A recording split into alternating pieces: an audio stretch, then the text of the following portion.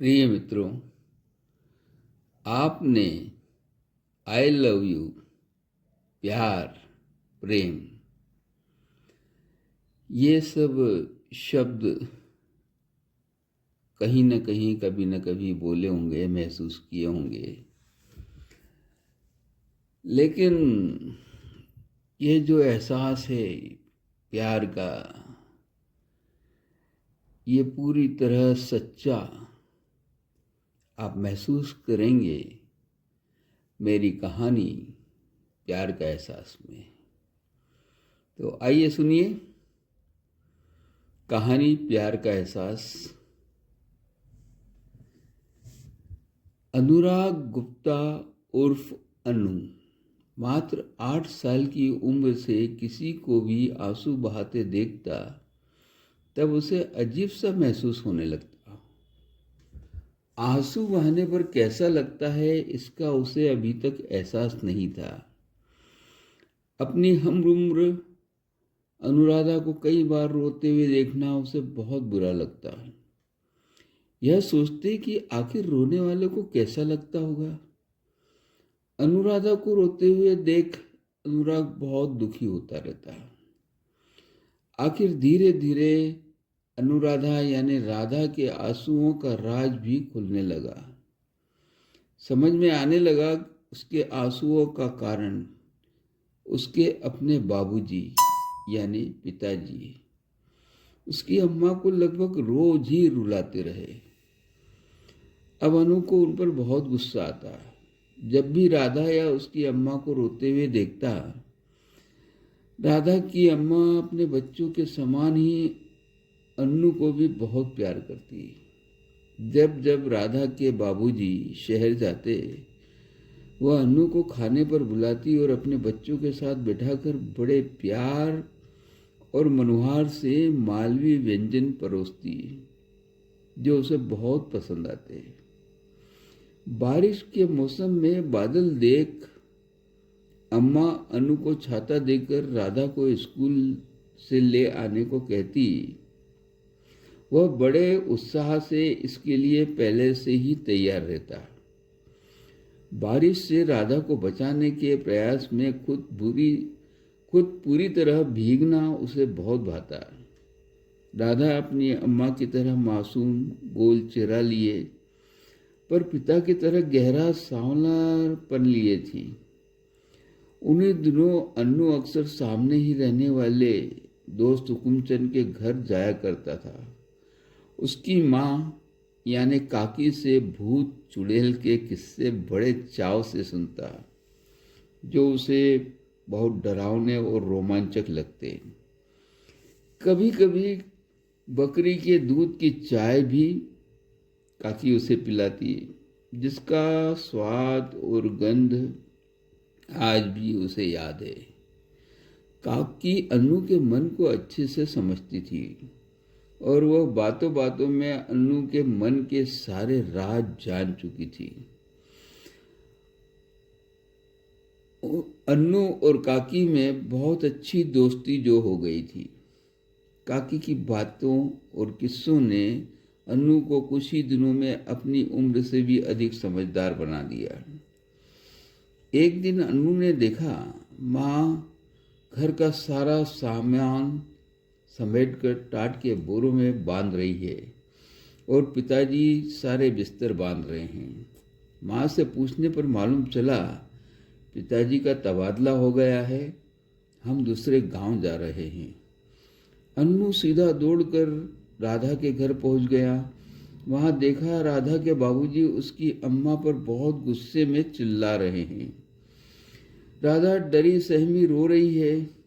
अन्नू गुस्से और डर का भाव लिए घर लौट आया और माँ से कहने लगा मुझे कहीं नहीं जाना। पर माँ के बार बार पूछने पर भी मुझे कहीं नहीं जाना कहने का कारण नहीं बता पाया। अगले दिन बस में माँ पिताजी के अलावा छोटी बहन और बड़ा भाई बहुत खुशी से सफ़र का मज़ा ले रहे थे। खिड़की से बाहर निहार रहे थे। अन्नू अपनी जगह से उठकर सीधा बस की पिछली सीट पर बैठकर पीछे पिछले कांच से बाहर देखने लगा।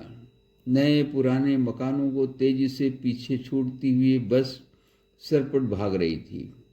एकाएक उसे राधा का दौड़ता हुआ चेहरा नजर आने लगा, जो बस की रफ्तार के साथ साथ पीछे छूटते हुए गायब हो गया। अचानक अनु की आंखों में आंसू बहने लगे। सिसकियां रुकने का नाम ही नहीं ले रही थी। अनु माँ के पास जाकर राधा का नाम ले लेकर रोने लगा। पिताजी के पूछने पर भी कि क्या हुआ, माँ चुप रही। कुछ ही देर में अन्नू माँ की गोद में गहरी नींद में सो गया। अन्नू उन सिसकियों और उन आंसुओं का एहसास जिंदगी भर नहीं भूल पाया।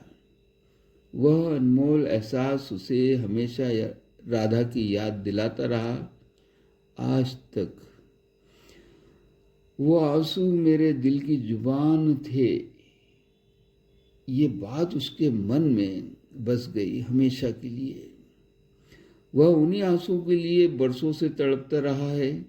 आज भी तरसता है उसका दिल उन्हीं आंसुओं के लिए। आज इतने वर्षों बाद जब माँ ने अन्नू की शादी के लिए सुंदर सी लड़की पसंद की और छोटी बहन जो अपनी प्रेगनेंसी के दौरान मायके आई है, उसने भी शादी के लिए माँ के सपोर्ट में अच्छा खासा दबाव बनाया। तब निर्णय लेने के पहले उसने उनसे 8 दिन का समय मांगा और राधा के गांव चला आया। साकल बजाने के कुछ देर बाद ही काकी उसके सामने खड़ी थी। बिखरे बिखरे बाल, धुंधलाती आंखों से पहचानने की कोशिश के साथ, बाबूजी कौन चाहिए आपको? उसने काकी के हाथ अपने हाथों में लेकर, मैं अन्नू।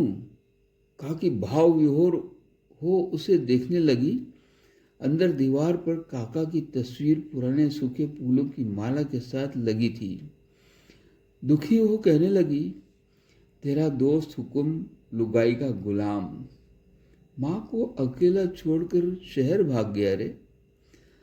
अरे मैं भी कहाँ अपना रोना रोने लगी।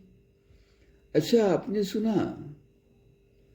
वह कुछ बोल नहीं पाया तो काकी कहने लगी, तेरे मन को जानती हूँ रे, बचपन से। अरे राधा से मिलने आया है ना? वह अपने मन की बात छुपाते हुए बोला, काकी अम्मा कैसी है? काकी मत पूछ रे बेटा, कमीने मर्द ने उसे जीते जी मार डाला। अरे दुख दे देकर पागल कर दिया बेचारी को। सुना था शहर में किसी लड़की से चक्कर है उसका। अब उसने यहाँ आकर पूरे घर पर कब्जा कर लिया। खुद मालकिन बद बेटी ऐश कर रही है। बेचारी राधा की अम्मा के तो भाग ही फूटे हैं रे। लड़का विदेश में जा बसा और लड़की अपनी गरीब ससुराल में। तू वहां मत जाना रे, पहचान भी नहीं पाएगी तेरे को, बहुत दुख होगा रे तुझे। हाँ राधा से जरूर मिलना, 2 साल से ज्यादा हो गए उसकी शादी को। कभी कभी वह यहाँ आती है पागल माँ से मिलने, तुझे याद करती है आज भी। हाँ अपनी शादी की पत्रिका खुद देने आई थी। कहा कि पुराने संदूक से पत्रिका निकाल कर ये ले, इसमें पता लिखा है उसका, और उदास हो अपने आप से। बकरियां भी बिक गई, रुक बाजार से दूध लाती हूँ, चाय पीकर जाना। मन बड़ा खिन्न सा हो गया।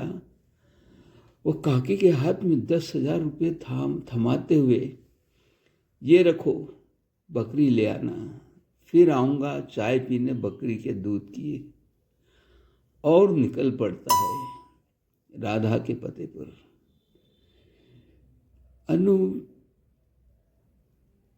अन्नू गली में घुसते ही देखता है पहलवान टाइप का युवक अपनी मस्ती में सामने से उसके पास आकर रुकता है। कौन चाहिए सर आपको? वह एकाएक बोल पड़ता है, मिसेस राधा पटेल। मेरे बचपन की दोस्त मिलने आया हूँ। पहलवान, आपका नाम? अनु। Film director Anurag Gupta. वो अपने आप को कंट्रोल करते हुए। पहलवान, अरे सर, मैंने देखी आपकी फिल्म, बच्चों की फिल्म, बच्चों की दुनिया। आपने भी क्या फिल्म बनाई है, कमाल है। बच्चों की ऐसी फिल्म मैंने आज तक नहीं देखी। फिर रुक कर, आइए मैं लेकर चलता हूँ राधा से मिलाने। हाँ, आप अपना नाम मत बताइएगा, देखते हैं पहचानती है कि नहीं वो आपको। और एक लकड़ी के दरवाजे की सांकल बजाता है। दरवाजा खुलते ही बुजुर्ग दंपत्ति प्रसन्न मुद्रा में उसका स्वागत करते हैं। पहलवान उन्हें अनु का परिचय देता है और उत्साहपूर्वक राधा को आवाज लगाता है, मेहमान आए हैं। राधा का पहलवान पति और सास ससुर अन्नू के आदर सत्कार में लगे हैं। अन्नू के लाख मना करने पर भी बहुत अपनेपन के साथ मालवी व्यंजन के लिए मनवार करते हैं। लगभग 10 बाई 12 फीट का साफ सुथरा कमरा, उसी में किचन का प्लेटफॉर्म, फोल्डिंग स्टाइल में बनी छोटी सी डाइनिंग टेबल, शानदार स्पेस मैनेजमेंट। अनु के सामने ही दरवाजे के कमरे में खुलने वाला दरवाजा, जिसके पर्दे पर हाथ से कढ़ाई किया हुआ बड़ा सा गुलाब का फूल, लाल गुलाब का फूल। अचानक फूल हिलता है और दूसरे ही पल एक पेट पीले रंग की साड़ी के साथ बाहर आता है, राधा के संपूर्ण वजूद के साथ। अनु की निगाहें बरसों से ढूंढ रहे चेहरे पर अटक जाती है। मुस्कुराहट के साथ दोनों हाथ पूरी शालीनता के साथ जुड़ते हैं और अनु भी अचानक बोल पड़ता है, नमस्कार। अनु की निगाहें अभी भी उसी मासूम चेहरे पर उलझी है। चेहरे पर पूरी संतुष्टि के साथ प्रसन्नता के भाव देख अनु का मन भाव विभोर होने लगता है। अचानक पहलवान, अच्छा सर, देखते हैं राधा आपको पहचानती है कि नहीं। अन्नू बोल पड़ता है, बहुत मुश्किल है, इतने सालों तक किसी को याद रखना। राधा कश्मकश से उसे देखे जा रही है। वो अपने अंदर उठ रहे भावनाओं के तूफान की वजह से उमड़ रहे आंसुओं को रोकने की पूरी कोशिश में लग जाता है। एकाएक राधा पूछती है, अनुराग जी, आभा कैसी है? आभा अन्नू की छोटी बहन और राधा की बचपन की सहेली। वह अचानक जोर से हंसकर बोलता है, तुम्हारे जैसी पोजीशन यानी प्रेग्नेंट ही है। अन्नू खुशी के आंसुओं को ठहाके में छुपाते हुए वहां से विदा लेकर शीघ्रता से निकल जाता है। गली के मोड़ को पार करते ही आंसुओं के बादल बरस पड़ते हैं जो उसे अंदर तक भिगो देते हैं। इसी भाव के साथ, ये आंसू मेरे दिल की जुबान है, मैं हंस दूं तो हंस दे आंसू। अब अन्नू के कदम तेजी से किसी खास दिशा में बढ़ते हैं और वो कुछ ही समय बाद अपने आप को राधा की अम्मा के सामने पाता है। उसके मुंह से अम्मा सुनते ही कमजोर औरत उससे लिपट कर रोने लगती है। उसी समय अंदर से एक महिला की कड़क आवाज आती है, आ गया अपनी अम्मा का बेटा, जा अब ले जा अपने साथ, बहुत साल से याद कर रही थी अपने बेटे को। अनु बिना एक पल गंवाए निकल पड़ता है अम्मा को अपने साथ लेकर। सामने आ रहे ई रिक्शा को रोकता है। वह अम्मा को देखता है, अम्मा बहुत खुश है और दूसरे ही पल देखता है सामने ढोल ढमाकों के साथ अपने दोस्तों के साथ एक बालक जा रहा है, माँ दुर्गा की मूर्ति लिए और वह अपनी अम्मा को लिए। मित्रों, आज बस इतना ही। ये कहानी मेरे दिल के बहुत करीब है। मेरा मन चाहता है कि इस कहानी पर कोई बहुत अच्छा डायरेक्टर, प्रोड्यूसर और कलाकार मिलकर एक शानदार फिल्म बनाए और प्यार के सच्चे एहसास को दुनिया में पहुंचाए। मेरी यही ख्वाहिश है। बस, नमस्कार। Thank you very much.